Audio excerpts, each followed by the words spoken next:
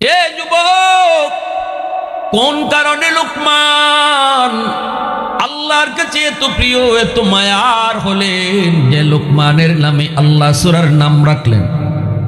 একটাই কারণ ছিল, যুবক লোকমান তার সন্তানকে তিনি আল্লাহর পরিচয় শিখাইতেছেন।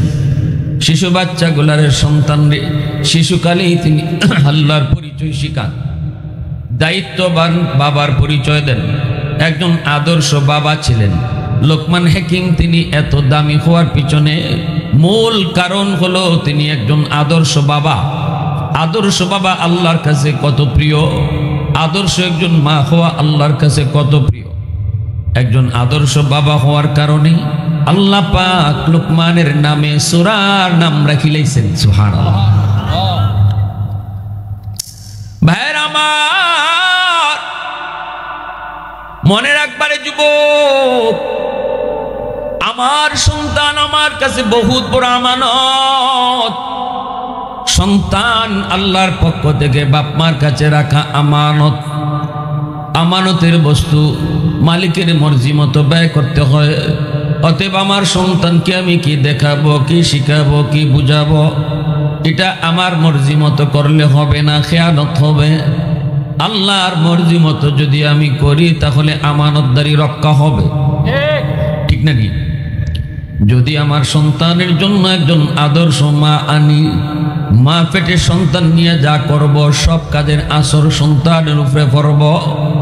আর যদি আমি আমার সন্তানের জন্য একজন বেফরদা নারী আনি, বেফরদা মা আনি, পেটে সন্তান আওয়ার লগে লগে মার যত খারাপ খাসলত সমস্ত খারাপ কাজের আসর যায় পেটের বাচ্চার উপরে পড়ব।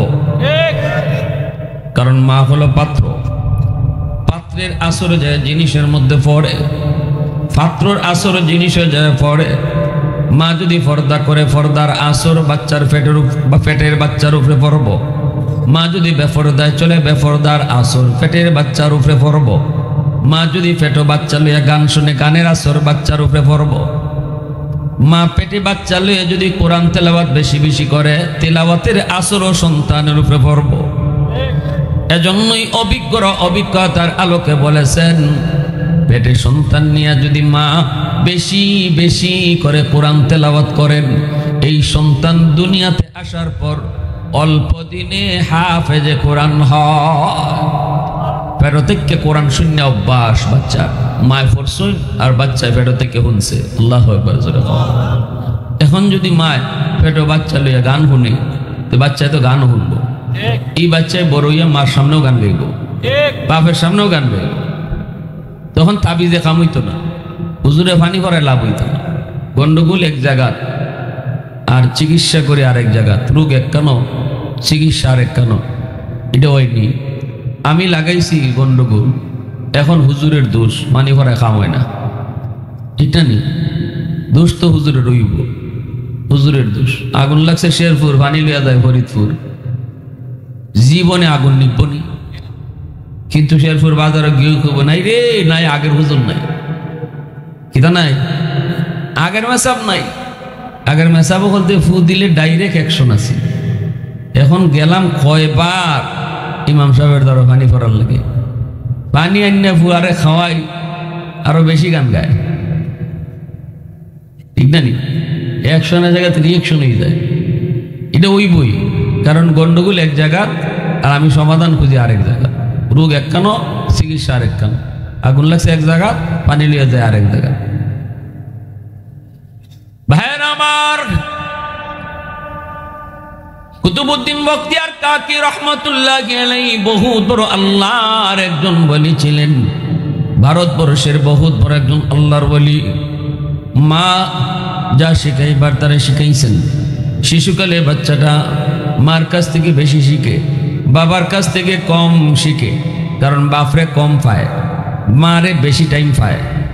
মার দ্বারও সন্তান বেশি টাইম থাকে। পেটো আসিল এটাও মার সাথে আসিল, দুধ খাইছে তাও মার লগে। ঘরে যতদিন ছিল বাচ্চা আটতে পারে না, বাইরিতে পারে না, তাও মারে বেশি টাইম দেখছে। বাপরে কম টাইম পায়। বাপে দোকানদারি করে, সকালে দোকানও জায়গা। বাপে হাওরে কাম কাজ করে, সকালে বাইরে জায়গা আওরও। সন্ধ্যার সময় আয়, সারাদিন বাপরে দেখছে না দেখছে মারে, ঠিক না নি? এজন্য মার আমলের আসর সন্তানের উপরে বেশি পড়ে। বাবার চেয়েও মার দিনদারিটা বেশি দরকার, বাবার চেয়েও মার দিনদারিটা বেশি দরকার। যদি আদর্শ সন্তান পেতে যাও, বাবার চেয়েও মা আদর্শ মা হওয়া দরকার। যদি আদর্শ সন্তান তুমি পেতে চাও, বিয়ার সাথে একটা খাম খেলি না, যাব পছন্দ হয়েছে বিয়া করে নিলাম, এটা বিষয়টা এরম না। রং ফুর্তি মজা বেশি দিন থাকে না, এরপরে সংসার আয়। সংসারের চাপে আইয়া যদি একটা সন্তান খারাপ হয়ে যায়, তাইলে বাপ মায় টের পায় কয়দিনে দিন যায়, ঠিক না নি? কয়দিনে মাস যায় তখন টের পায়।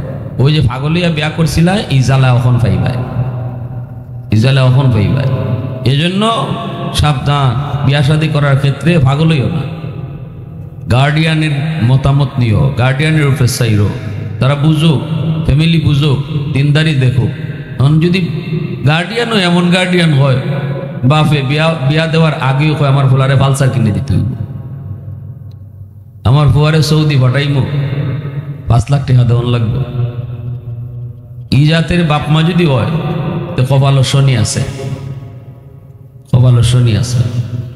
যৌতুক নেওয়া হালাল না হারাম? যে বিয়ার মাঝে যৌতুক নেওয়া হইব, এই বিয়াত বরকত থাকতো না। আল্লাহ রসুল সহিহ হাদিস বুখারীর, যে বিয়ার মাঝে খরচ কম, মোহরও কম, এই বিয়ার মধ্যে বরকত বেশি থাকে। আর আমরা সম্পূর্ণ উল্টা, বিয়াত খরচও বেশি, মোহরও, হের 14 গোষ্ঠীরও ক্ষমতা নাই 1 লাখ টাকা দিত, 2 লাখ টাকা দিত মোহর, হে 10 লাখ লেখাইতে রাখছে, আসেনি না? হ্যাঁ, মেয়ের বাপেও চিন্তা করে যে 10 লাখের নিচে নামতাম না, কারণ বাপরি বাপ আমার ফুরিটারে বিয়া দিতে, বাপরি মোটরসাইকেল, ফ্রিজ, সৌদির টাকা, ওমানের টাকা দিতে দিতে আমার কাম বিনাশ। দে মোহর 20 লাখ লিখতে, তো ঠিক না নি? এইভাবে চলছে আমরা সমাজ। বিয়া শাদীর ব্যাপার, বিয়া শাদীর ব্যাপার এইভাবেই চলছে। সম্পূর্ণ হিন্দুয়ানি কালচার, গায়ে হলুদ, এটা মুসলমানের কালচার?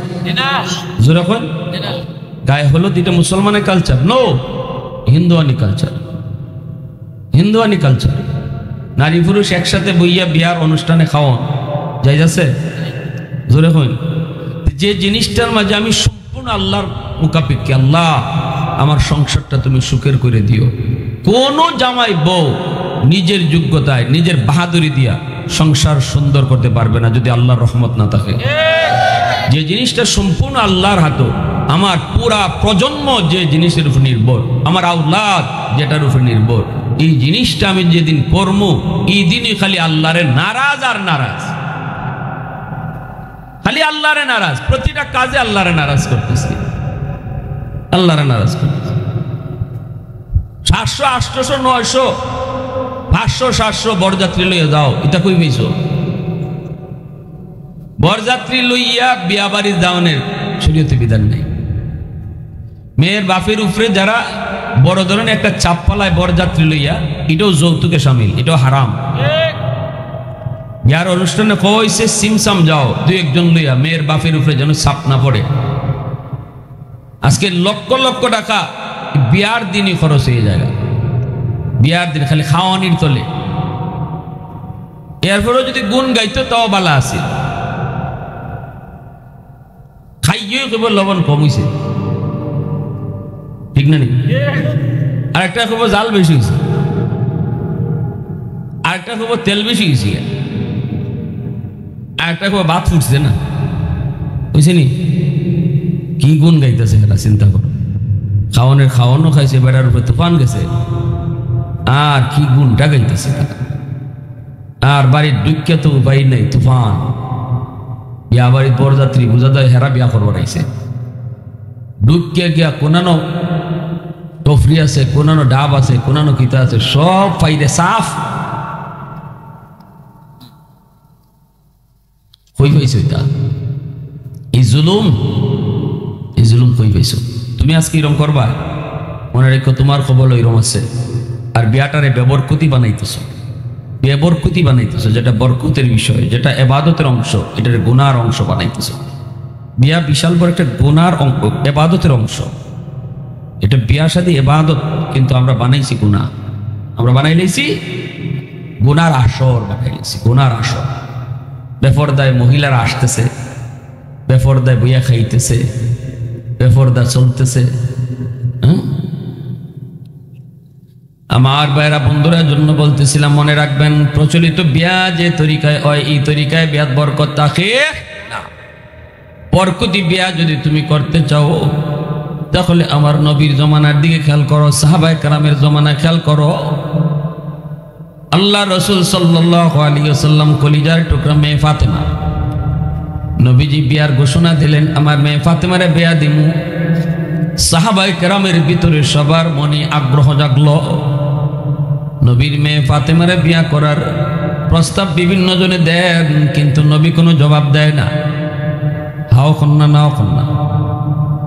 হযরত উসমান যায়, আলী আলী তুমি একটু প্রস্তাব দিয়া দেখো, আমাদের মন বলে নবী তোমার অপেক্ষায় বসা। সুবহানাল্লাহ। আলী বলে, উসমান আমি কেমনে কোন সাহসে বিয়ার প্রস্তাব দিই? আমি ছোট্ট থেকে মায়ার নবীর হাতে বড় হয়েছি, নবীজি আমারে খাওয়াইয়া বড় করছেন, আমার ঘর নাই, আমার বাড়ি নাই, এখনো রসুলের ঘর খাই, রসুলের ঘর থাকি, আমি বিয়ার প্রস্তাব দিব কোন সাহসে?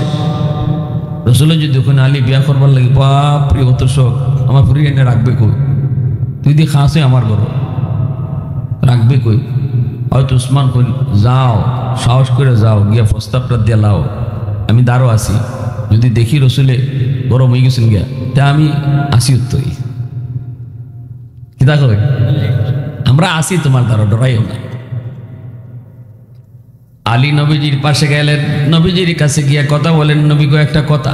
আল্লাহ নবী কয়, কি কথা কো? যেই মাত্র নবীজি কইছেন সাইয়া কি কথা কো, সাথে সাথে আলী কথা বললি গেছি ডরাইয়া। আলী কি কথা? ইয়া রাসূলুল্লাহ বললি গেছি, যাওগা যখন মনে হয় তখন আইও। আইসে নিতে ওসমান ওখানে আলী কিতা কইছিল, কয় কইতাম। নবী খালি কইছেন কিতা কইতা, আমি শেষ। দ্বিতীয় দিন তারা আবার পাঠাইছেন সাহাবীর আলীরে, আলী যা যা বেটা, সাহস করে কইলা।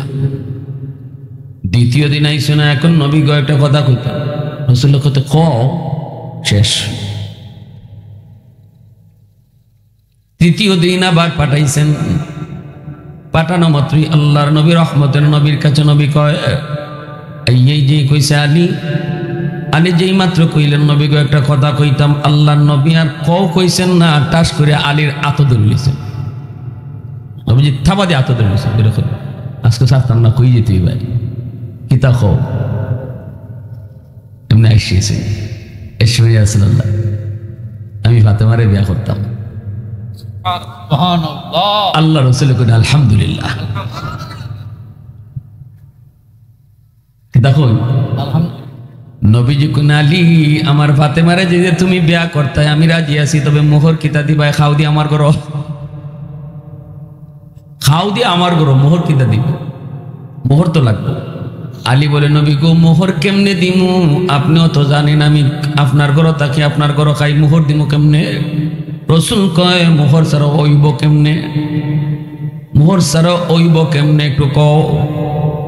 আল্লাহ নবী বলেন, আলী কিছুই কি তোমার নাই? নবী গো আছে একটা তলোয়ার আর একটা ঢাল। নবীজি বলেন, যাও এই ঢাল আর তলোয়ারটা বাজারে বেচো, বেচে যেই টাকাটা ওইব এই টাকাটাই আমার ফাতেমার মোহর। আর আমরা 10 লাখ। বাপ এই বেটা, তুই যে 10 লাখ টাকা মোহর লেখাইছ দিতে পারবি নি?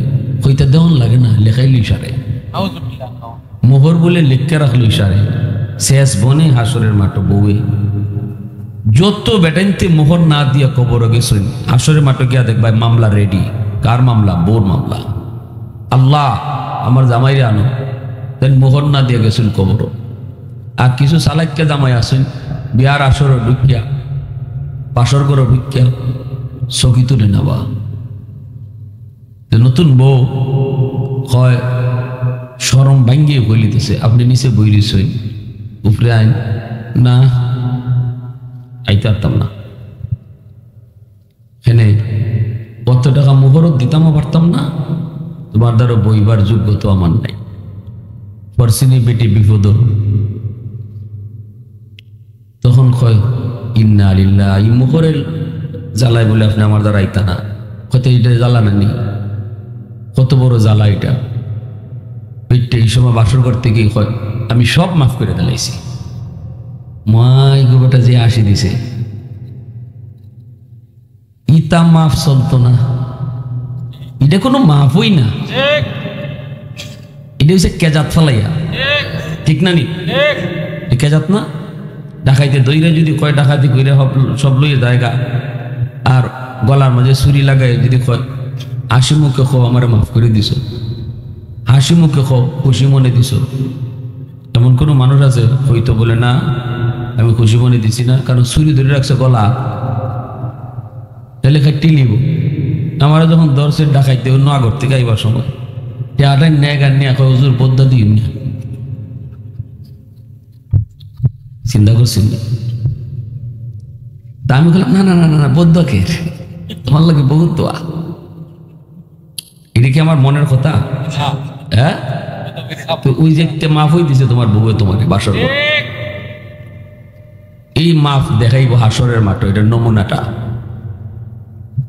দেখাইব। এজন্য সাবধান, মোহর যা দিতা পারবাই এর দূরই লেখাইব, বরকত হইব বেয়া। আর যে সমস্ত মেয়ের বাপ হলতে চিন্তা করেন মোহর বাড়াইয়া না দিলে পরে কোন সময় আমার ফুরিয়ে চাইরা দেয়, ঠিক নাই, দেয়া আংটা লাগাইয়া, যাতে মোহরের ডরে না সারতে পারে। আমার জানা মতে যত বেশি মোহর হইছে অত বেশি তালাক হইছে। মোহরে কোনোদিন তালাক আটকায় না। 1 কোটি দিলাও হ্যাঁ মাথার যখন চড়ব তখন মা নানি গোষ্ঠী শুদ্ধা মারবো, দেওয়ার সময় কিন্তু ইবাই দে, তোরে তোর মার তোর নানির তোর 14 গোষ্ঠী। এই সময় একটুও খেয়াল করে না যে মোহন 1 কোটি, ইতা মাতা তাই না। যত বিয়া টিকছে গিয়া দেখবা বরকতি বিয়া, কম খরচের বিয়া।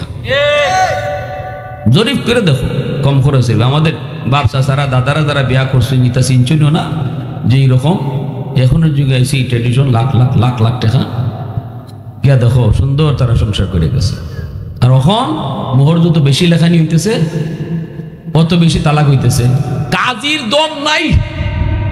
এক কাজীর নতুন নিয়োগ হয়েছে 6 মাস, আমার পরিচিত দোস্ত 6 মাসে 60টা কাম করছি, এর মাঝে 60টা ওই 60টার মাঝে 50টা ওই খালি তালাক। বিয়া লিখছি মাত্র 10টা। কেমন কাজীগিরি রয়েছে চিন্তা, খালি তালাক তালাক ওই 50টা আর 10টা মাত্র বিয়া।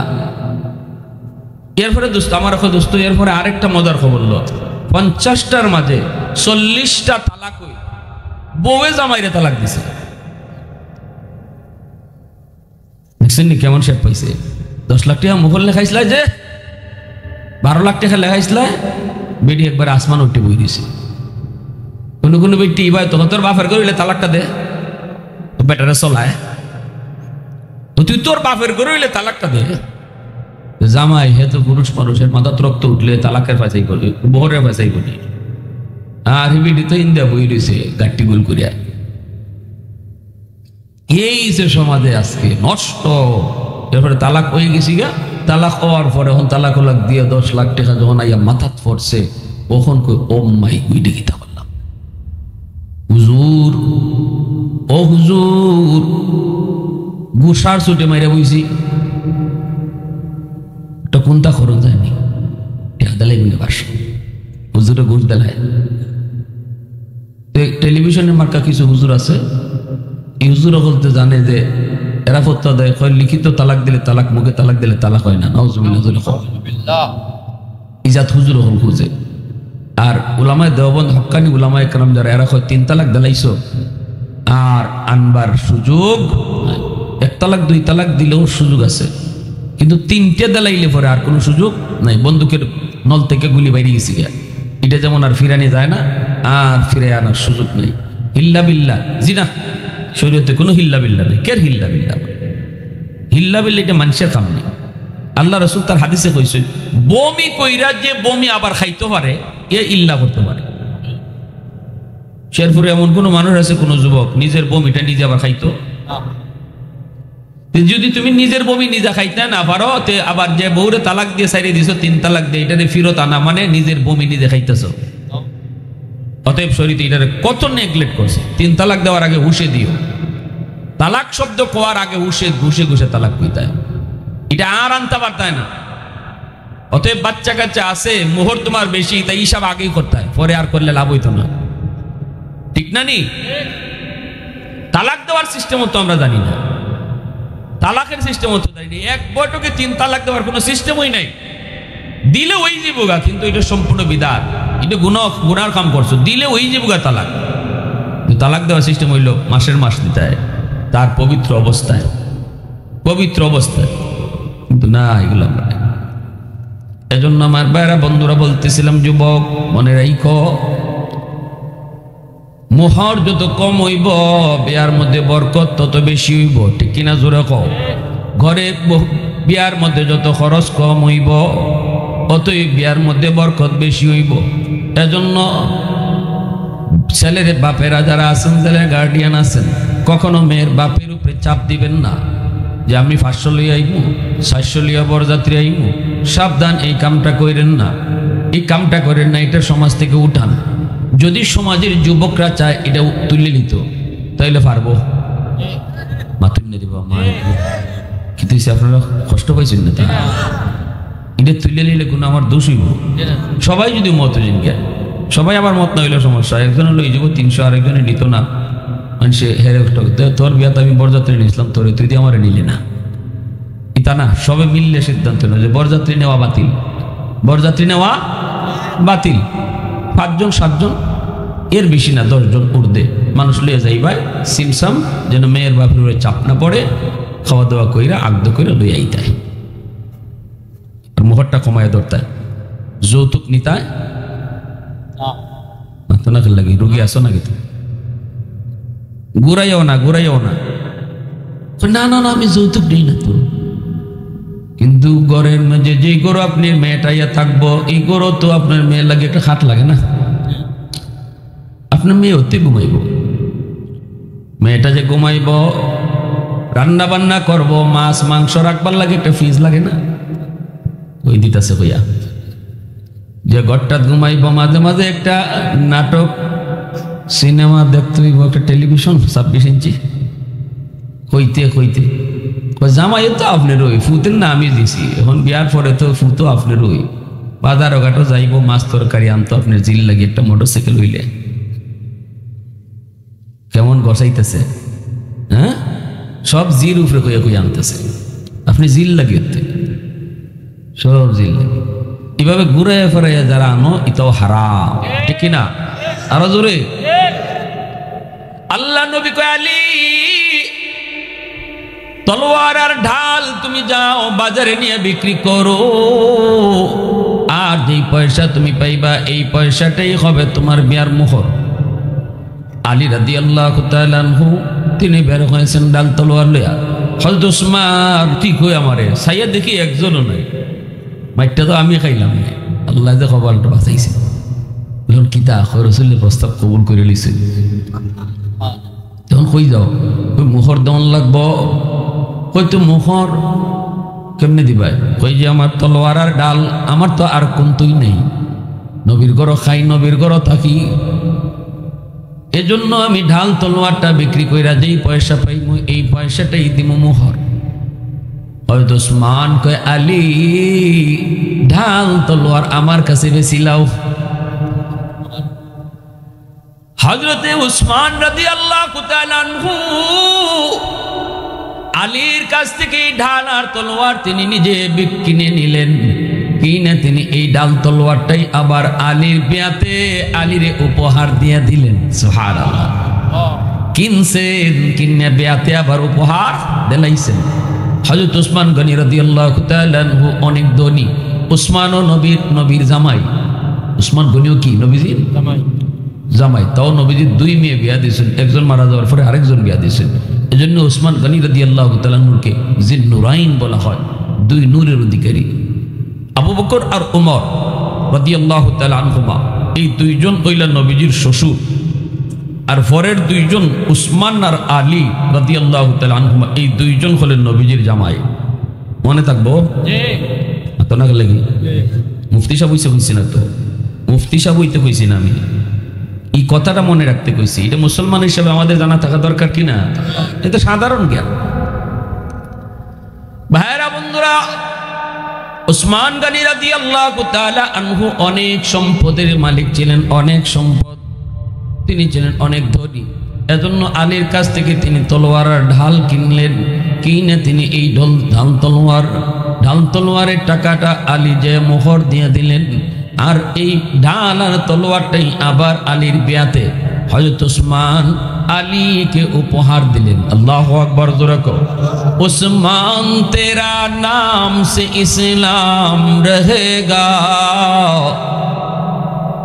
उस्मान तेरा नाम से इस्लाम रहेगा, दुनिया की सखावत में तेरा नाम रहेगा, दुनिया की सखावत में तेरा नाम रहेगा, हैदर तेरा नाम से इस्लाम रहेगा, दुनिया की शजाअत में तेरा नाम रहेगा, दुनिया की शजाअत में तेरा नाम रहेगा, मुआविया तेरा नाम से इस्लाम रहेगा, दुनिया की सियासत में तेरा नाम रहेगा, दुनिया की सियासत में तेरा नाम रहेगा। মুসলমানের আওয়াজ দেখো, আল্লাহু আকবার। যেই বাড়িতে যৌতুক নিয়ে বিয়া হইব, এই বাড়িতে যাওয়া বাদ দিলাও। সমাজের যুবকরা যদি সিদ্ধান্ত নেয় যৌতুক যেই বাড়িতে নিয়ে বিয়া হইতেছে এই বাড়িতে কেউ খাইতে যাইতাম না। কারা কারা রাজি আছো? কারা কারা কারা কারা দিল থেকে হাত দাও, আল্লাহ কবুল। দেখো আবার নিজে আবার চাইলাও, কেউ হাত নামাইলি তো ডরাইয়া। যৌতুক নিতাম না, যৌতুক নিয়ে যে বাড়িত বিয়া হইব এই বাড়িত কেউ খাইতে যাইতাম না। রাজি আছি বাবা? ইনশাআল্লাহ। আওয়াজ দেখো, ইনশাআল্লাহ। আল্লাহ তুমি কবুল করো, সবাই কও আমিন, আরো জোরে কও আমিন। ভাইরা বন্ধুরা, জন্য বলতেছিলাম একটু মনোযোগ। এ যুবক শুনো, এরপরে আমার সন্তান দুনিয়াতে আইব। মা দেখে দেখে আইছে, দেখে দেখে দুনিয়াতে মার ফেটে থেকে আইছে কুতুবউদ্দিন বখতিয়ার কাকি, আল্লাহর বহুত বড় একজন বলি। মা তারে শিশুকালে শিখাইছেন, কালেমা শিখাইছেন। শিশুকালে মার কাছ থেকে বাচ্চায় অনেক কিছু শিখবার হক আছে, পাওনা আছে। মা তারে ঘুমের দোয়া শিখাইতায়, মা তারে খাওয়ানোর দোয়া শিখাইতায়, মা তারে সালাম কালাম শিখাইতায়, মা তারে কালেমা শিখাইতায়। এগুলা তো বাচ্চারা বাপ মার কাছ থেকে গড় শিখবার কথা, ঠিক না নি? আমরা মা চাষিরা কিন্তু এগুলা গড় শিখাইছেন মাদ্রাসা যাইবার আগে। ওই সালাম কালাম সব শিখাইছেন। আমি মাদ্রাসাত যাইবার আগে আমার আব্বাই এটা শিখাইছেন, সালাম শিখাইছেন। আব্বার দ্বারা আব্বার একজন বন্ধু বোয়া, আমি গেছি সালাম দিছি না, ভুলে গেছি গা। আব্বা এখন বাবা সালাম দিলায় না, আমি কই আসসালামু আলাইকুম ওয়া রাহমাতুল্লাহ। আব্বা এখন সালাম নিতাম না, রুম থেকে বাইরো। আব্বা ইবা শিখাইছি না, শিখাইছি রুমত ঢুকবার সময় সালাম দিয়ে ঢুকতায়, বাইরো তুমি রুম থেকে। আমি তখন বয়স আমার মাত্র 7 থেকে 8 বছর। 8 বছরে একটা বাচ্চারে আব্বাই কইতেছেন রুম থেকে বাইরো। আমার আব্বার বন্ধু পাশে বসা, ইনি বলতেছে ভাই বাদ দিলেন, ছোট বাচ্চা বুঝছে না, সালাম তো দিছি। আব্বা যদি এখন সালামটা নেই তাহলে জীবনে সারা জীবন মনে থাকবে না। আর যদি তারে রুম থেকে বের করে আবার সালাম দেয়া ঘরে ঢুকাই, সারা জীবন ইয়াদ থাকবো। ওই দিন যে আমার বাবা একজন জেনারেল শিক্ষিত, আমার আব্বা কিন্তু আলেম নন। উলামায়ে কেরামকে আব্বা মহব্বত করেন অন্তর দিয়া, আম্মা মহব্বত করতেন অন্তর দিয়া। আব্বা যে আমার রুম থেকে বের করছিলেন, সালাম দিয়ে আবার ঢুকছিলাম, আজকে থেকে 30-32 বছর আগের সেই কথা আজও আমার মনে আছে। আদর্শ সন্তান পেতে চাও, আদর্শ বাবা হও। আদর্শ সন্তান পেতে চাও, আদর্শ মা তুমি আগে হও গো মা। আদর্শ মা যদি হতে পারো, সন্তান তোমার আদর্শ সন্তান হবে। কুতুবউদ্দিন বখতিয়ার কাকির মা তিনি যায় নিয়ে গেলেন উস্তাদের কাছে। উস্তাদ জি আমার ছেলেরে আপনি আলিফ বা পড়ান। উস্তাদে কয়ে বাবা পড়ো আলিফ বা তাসা। কিন্তু ছোট্ট বাবু কুতুবউদ্দিন কয় না গো উস্তাদ জি, আলিফ লাম মিম যালিকাল কিতাবু লা রাইবা ফিহি। আল্লাহ পাকের এই বলি ছোট্ট বয়সে উস্তাদের সামনে বৈশা 15 পারা হিফজ শোনায় দিছে। উস্তাদের চোখ থেকে দর দর করে পানি পড়ে। এ কুতুবউদ্দিন বাবা কেমনে কি হলো কিছুই তো বুঝি নাই, চল তোর মায়ের কাছে যাব। মা কেন তুমি এমন ঠাট্টা করেছো? মাকে উস্তাদ জি আমি ঠাট্টা করি নাই, খোদার কসম আমি নিজেও জানি না আমার কুতুবউদ্দিন কেমনে 15 পারার হাফিজ হইছে। তবে যদ্দূর মনে পড়ে গো আমি মা হলাম 15 পারার হাফেজা। আমার কুতুবউদ্দিন যতদিন আমার পেটে ছিল আমি শুধু কোরআন তেলাওয়াত করতাম। আর আমার কুতুবউদ্দিনকে আমি যখনই দুধ পান করাইতাম তখনই কোরআন তেলাওয়াত করতাম। মনে হয় দুধের সাথে কোরআন তেলাওয়াত যায় ঢুকছে, দুধের সাথে কোরআন তেলাওয়াত যায় ঢুকছে। এজন্য আমি আপনাদেরকে বলবো সন্তান মা একটু খেয়াল করে শোনো, সন্তান পেটে লইয়া তুমি যা করবায় যা কইবায় যা শুনবায় সব আসর পেটে সন্তানের উপরে পড়ব। দুধ খাওয়ানোর সময় তুমি যা করবায় আসর বাচ্চার উপরে পড়ব। টেলিভিশন দেখে দেখে যদি তুমি বাচ্চারে দুধ খাওয়াও, মাথায় কাপড় না দিয়ে যদি বাচ্চারে দুধ খাওয়াও, তাহলে এই বদ আসরটাও বাচ্চার উপরে পড়ব। মঈনুদ্দিন চিশতি রহমতুল্লাহ আলাইহির আম্মা বলতেছে, বাবা মঈনুদ্দিন এক দেখায় তোমার চেহারা দেখা 90,000 হিন্দু কালেমা পড়ে মুসলমান হয়েছে। শুধু তোমার চেহারা দেখে 90,000 হিন্দু মুসলমান হয়েছে। এটা তোমার কোনো ক্রেডিট নয় রে মা বাবা, এটা আমি মার ক্রেডিট, আমি মার ক্রেডিট। মঈনুদ্দিন চিশতি কয় মা কেমনে একটু কও। মায় কয় বাজান রে জীবনে কোনো দিন আমি মা তোমারে অজু সারা দুধ খাওয়াই না। সুবহানাল্লাহ। আমার ভাইরা বন্ধুরা জন্ম বলছি যুবক, আমার সন্তান যদি দিনদার হতে হয়, আল্লাহওয়ালা হতে হয়, সন্তানের পাওনা আছে। কিয়ামতের ময়দানে সন্তান যদি জাহান্নামী হয়, সন্তান যদি বেনামাজি হয়, সন্তান যদি সুদখোর মদখোর গাঞ্জাখোর ইয়াবাখোর হয়, তাহলে কিয়ামতের মাঠে বাপ মার বিরুদ্ধে মামলা দিব, মার বিরুদ্ধে মামলা দিব, বাবার বিরুদ্ধে মামলা দিব। মামলা দেয়া কইব আল্লাহ আমার মা আমারে যা শিখাইবার কথা দেখাইবার কথা এটা আমার শিখায় নাই, দেখায় নাই। আমার আব্বা আমার জন্য যেমন মা আনা দরকার ছিল এমন মা আমারে দেয় নেই। আমার আব্বাই কিতা দেখে বিয়া করছে আব্বারে জিগাও। আমার মা বেপরদায় চলতো, আমার মায় পরপুরুষের সাথে কথা কইতো, এর বদ আসর আমার উপরে পড়ছে। আমি তো এরকম ছিলাম না। রসুল বলেন সকল সন্তান দুনিয়াতে যখন আয় আল্লাহর ওলি হইয়া আয়, এরপরে বাপ মার বদ আমলের কারণে সন্তানের বুজুর্গি নষ্ট হয়। কুল্লু মাউলুদিন ইউলাদু আলাল ফিতরা ফাআবাওয়াহু ইউহাব্বিদানিহি আও ইউনাসসিরানিহি আও ইউমাজ্জিসানিহি আও কামা ক্বালান নবিয়্যু আলাইহিস সালাতু ওয়াস সালাম।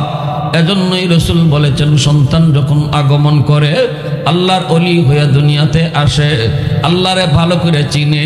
মঈনুদ্দিন চিশতি আব্দুল কাদের জিলানী যেমন ভাবে আল্লাহরে চিনেন, আমার আপনার সন্তানও যখন আসে দুনিয়ায় তখন আল্লাহরে এইভাবে চিনে আর যাই না দুনিয়ায় আসে।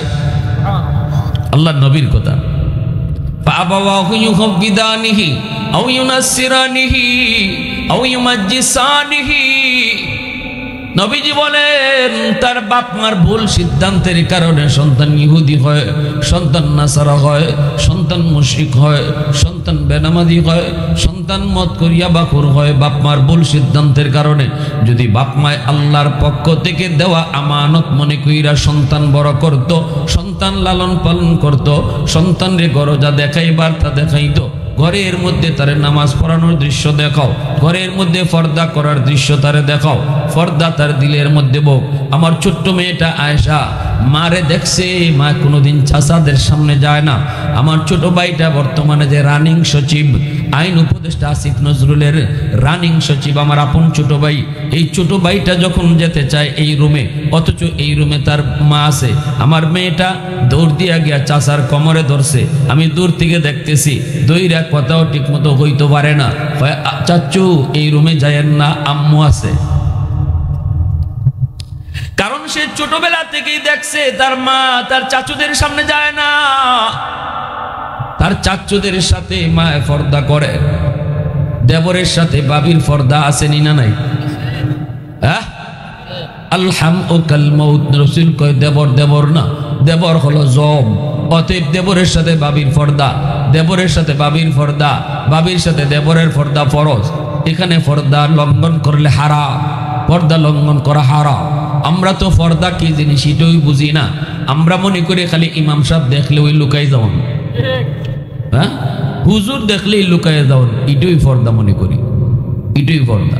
কিন্তু বাড়িঘরও যে বেটাই আয়, ওই যে মাছ লইয়া আয়, ওই হাড়ি পাতি লইয়া আয়, ছুরি লইয়া আয়, এই সময় বেটেন দিয়ে কি গোফ বা পান খায়, পান খাওয়ায়, কত মজা। পর্দা গেল কই? তেলে বেটে কয়, ফুলারে কয়, এফুত আম্মা গাটো গোসল করি। কোনো বেটা মানুষ আইলে আম্মারে কইস, ফুলা খারইয়া খারইয়া দেখতেছে, আইতেছে এক বেটা হাড়ি পাতিল লইয়া। এই ফুলা ডাক দে, আম্মা বেটা আইতেছে। বেটি তাড়াতাড়ি কাপড় পর গুটে একটু সামটাইছে, দাঁড়াতে যখন জায়গা আর চোখে চেয়ে দেখে হাড়ি পাতিল লইয়া যে বেটা যায়, এই বেটা দিছে ফুলারে একদম ধুর বেকুবের বেকুব। এই বেটা প্রতিদিন আমরা বাড়িতে আয় যায়, বেটার লিয়ে কত পান খাই, সুরট খাই, আবার নামি জুল্লে পানি ফুলা পড়ছে, ব্যাগ কলিয়েছে সুরু ফুলা, একটু পরে আইতেছে চুরিওয়ালা, আম্মা বেটা মানুষ আইতেছে। পেটি উঠছে তাড়াতাড়ি দৌড় মেরে, উঠতে যখন জায়গা আর চোখে চাই দেখে চুরিওয়ালা দূর বেকুব। এবারে 3 দিন পর ফুরে আই আমরা চুরি কিনে দেওয়া যায়, আমরা গড় আয় যায় বয়, তুই বেটারে দিকে আমার ডাক দিতে। ফুলা কয়, আম্মা বেটা কেটা? বেটা মানুষ কেটা? এটা তুই বুঝি না। পরে এখন হে বেদিশা বন্যা যখন ইমাম সাহেব যাইতেছেন, হে কোনটা মাতে না, হে চিন্তা ফিরে গেছি গিয়া, যখন বেটা কেটা এটা কোনো একটা অন্য কোনো জাতি হইব, মানুষ ছাড়া অন্য কোনো একটা জাত। ইমাম সাহেব যাইতেছেন মাতে না, ইমাম সাহেবের দিক খেলেছে, আর তো বেরিয়েছে তাই বেকুফের বেকুফ, হুজুর যাইতেছে তুই আমার কইলে না? আম্মা আমি তখন বেটা হইছিলাম না, আমি তো বেটা মানুষই ছিলাম না, আমরা কইতাম কিনা। ইজেকতে পর্দা না, ইজেত ইতার নাম পর্দা না। পর্দা হইলো ঘরে বাইরে পর্দা করতে হয়, দেবরের সাথে পর্দা করো, হ্যাঁ, স্বাস্থ্য ভাইয়ের সাথে পর্দা করো, খালাতো ভাই, মামাতো ভাই, ফুফাতো ভাই, এরা সব তোমার জন্য বেগানা, এদের সাথে পর্দা করা ফরজ, ঠিক কিনা জোরে এখন? হ্যাঁ, পর্দা করা ফরজ। শাস্ত্রী সম্পর্কে গেলি গেই সব বেগানা। শাস্ত্রী চাচা পর্দা করা ফরজ, শাস্ত্রী দাদা নানা পর্দা করা ফরজ। এরা গ্রামের সম্পর্কের চাচা নানা দাদা সব তোমার লাগে বেগানা, এর সামনে পর্দা করা ফরজ, ঠিক কিনা জোরে খবর? আল্লাহ নবী তার মেয়েরে বিয়া দিয়েছেন কার কাছে? আলী কেডা? নবীজির আফন স্বাস্থ্য ভাই, নবীজির আফন কি ভাই? নবীজির আফন ভাই না, নবীর আফন ভাই যদি হইতা ফাতেমা রাদিয়াল্লাহু তাআলা আনহা ইনি পর্দা করতেন না, কারণ আফন চাচা, আফন চাচার সাথে পর্দা লাগে না। কিন্তু নবীর শাস্তলি ভাই, আফন চাচা তো ভাই, নবীজির আফন চাচা আবু তালিব, আবু তালিব নবীর আফন চাচা, আবু তালিবের ছেলে হযরত আলী, তাইলে আফন স্বাস্থ্য ভাই আলী, আফন স্বাস্থ্য ভাইয়ের কাছে মেয়ের বিয়া দিয়েছেন। তা আলী আর রসুলের মেয়ে ফাতেমার সাথে সম্পর্ক হইল চাচা বাতিজি, সম্পর্ক কিতা? চাচা বাতিজি।